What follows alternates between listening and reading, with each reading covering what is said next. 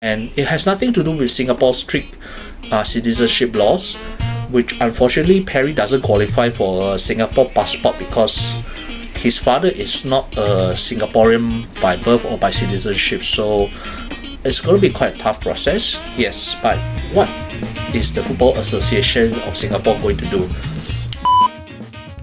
City, right back since 2022, he has actually been playing with the English Championship club for 3 seasons.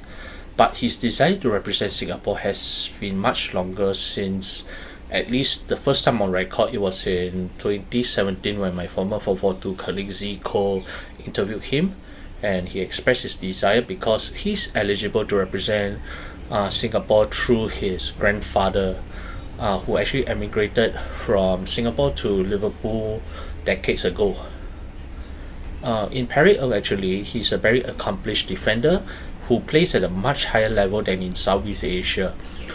You can almost say that he's Singapore's version to Dion Cools if he actually becomes a Singapore citizen. However, the citizenship obstacles remain, and that's why his desire to play for Singapore may remain elusive for the time being, even though back in September he actually attended the Singapore national team training camp at the Kallang Football Hub alongside Japanese midfielder Kyoga Nakamura. So in Singapore, where he's concerned, if he actually does become a Singapore citizen, he actually joins a long lineage of English footballers who have turned up for the Republic over the decades. The last one before Perry Ng was Daniel Bennett, and John Wilkinson, who actually played for Singapore between the 00s and 2010s, particularly Daniel Bennett, who amassed more than 100 caps for the Lions during his time in the national team. Where Perry Ng is concerned, his command in the air and his ability to read the game on the ground would be tremendous assets, and his ability to pass a good ball on the ground would complement very well for the national team. However, while his skills and technical ability and game experience are levels above the average Singapore national team player, challenges do remain actually, even if he becomes a national team player in the future, because number one, he has to actually coordinate with his teammates at the national team level who are of a lower level in ability and has much less experience at the level that Perry has been exposed in the UK. And secondly, there's also the wider cultural issue as well, especially in blending with his teammates from various races. Where Perry is concerned, yes, he has Chinese ancestry through his father and grandfather.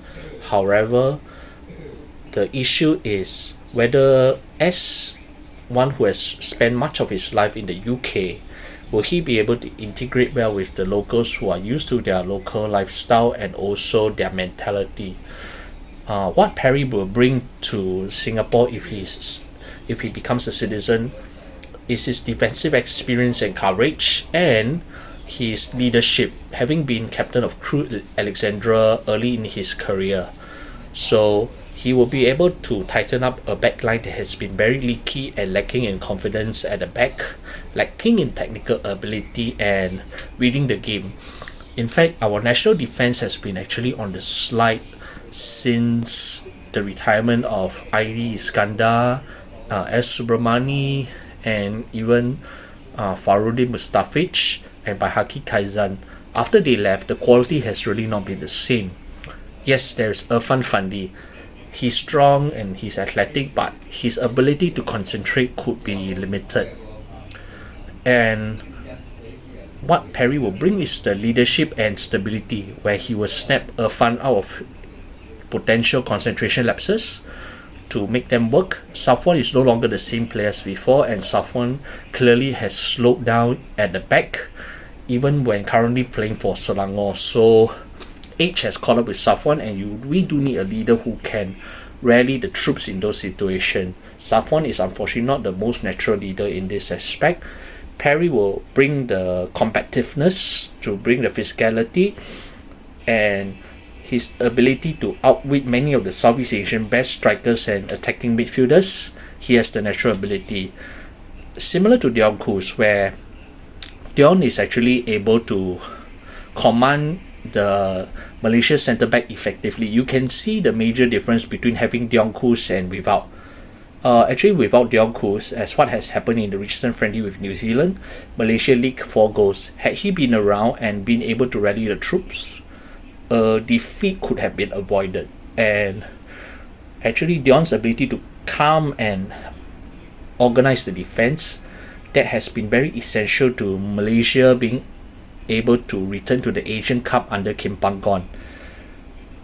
And actually, we Singaporeans, we do hope that if Perry becomes a citizen and a national player, he will be able to do the same for Singapore. He has that desire.